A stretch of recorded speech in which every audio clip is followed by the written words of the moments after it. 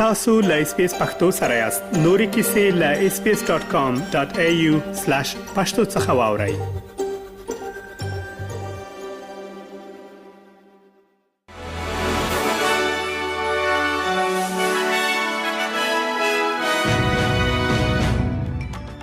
سلامونه ستړي مشي. نن دوشنبه د 2024 کال د جون د میاشتې 22مه نیټه ده چې د چنګاښ د میاشتې لومړۍ نیټې سره برابرېږي او تاسو له SBS پښتو څخه د نن ورځ لاند خبرونه اورئ.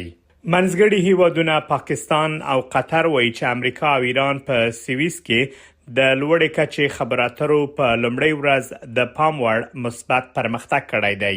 دوی وایي چې امریکا او ایران د منځګړیتوب د بهیر د څارنې لپاره یوه لوړه کچه کمیټه جوړه کړې ده او همدارنګه د شخړو د مخنیوي د همغږۍ خونه رامنځته کړې ده څو په لبنان کې پوځي عملیات پای ته ورسیږي. د ایران د بهرنی چارو وزارت ویاند اسماعیل بقایي وایي چې له امریکا سره د خبرو په ترڅ کې د موقتی تړون پاتې مادي د تیلو پلور او د هرمز تنګي موضوع تر بحث لاندې ونیول شو او په وینا یې ښه پرمختګ شوی دی. د اسرایلو د هوایي بریدونو او ډزو له امله د غزې په تړانګه کې لږ تر لږه 9 کسان وژل شوي دي چې په هغوی کې یو ماشوم او د الجزیرې خبري شبکې یو خبريال هم شامل دی.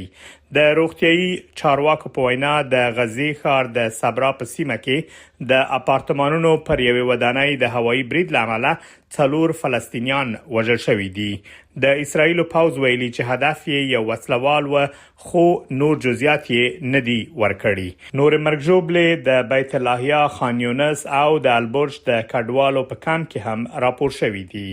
د اوکراین ولسمشر ولادیمیر زيلنسکي ویلي چې اوکراین له متحده ایالاتو او نورو لویدیځو شریکانو سره داسې هوکړې ته رسیدلی چې پر روسیې فشار زیات کړي. ښاغلی زيلنسکي د بلاروس د مشر الکساندر لوکاشینکو پر کړنو هم نیوکه کړې ده او ویلي دي چې د اوکراین پر پوله د ریلې مخابراتي تجهیزاتو د کارولو په اړه اندېښنې شته. د راپورونو له مخې دا تجهیزات ښایي د روسیې د ډرون بریدونو د لارښوونې لپاره کارول شوي وي. زيلنسکي د شنبه ورځې په یو ویډیويي وینا کې له بلاروس څخه غوښتي چې له روسیې سره خپل مرسته او ملاتړ پای ته ورسوي. د افغانستان لومړني ستورمزلي عبدالحد مومند له دې نړۍ سترګې پټې کړې. نوموړي د جون میاشتې په 21مه نیټه د یکشنبه په ورځ د جرمني د شتوتګارت ښار په یو روغتون کې ساه ورکړه.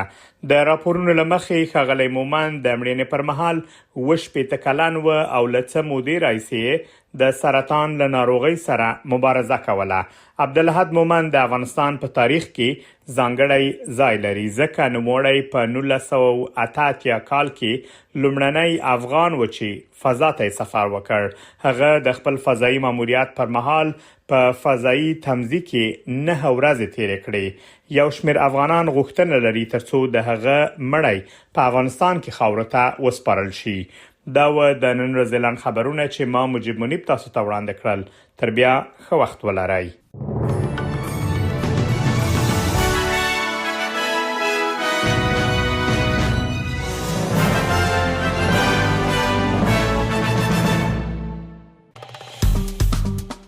SBS پښتو په فیسبوک کې تعقیب کړئ. مطالب یې خوښ کړئ، نظر ورکړئ او له نورو سره شریک کړئ.